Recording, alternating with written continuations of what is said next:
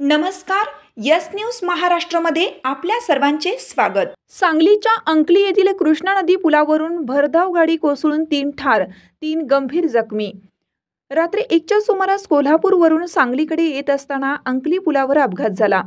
3 जणांचा मृत्यू, 3 जण गंभीर जखमी झाले असून जखमींमध्ये एका 5 वर्षाच्या मुलाचा समावेश आहे. रात्री 1च्या सुमारास कोल्हापूरवरून सांगलीकडे येताना अंकली पुलावरून हा अपघात झाला. लग्न सोहळा आटपून सांगलीकडे येताना गाडीवरील ताबा सुटल्याने गाडी थेट नदीपात्रात कोसळली. या भीषण अपघातात 3घांचा मृत्यू झाला. मृत्यूंमध्ये 2 महिला व पुरुषांचा समावेश आहे. प्रसाद भालचंद्र खेडेकर वय वर्ष 40, प्रेरणा प्रसाद खेडेकर वय वर्ष 35, वैष्णवी संतोष नार्वेकर वय वर्ष 23 यांचा मृत्यू झालाय.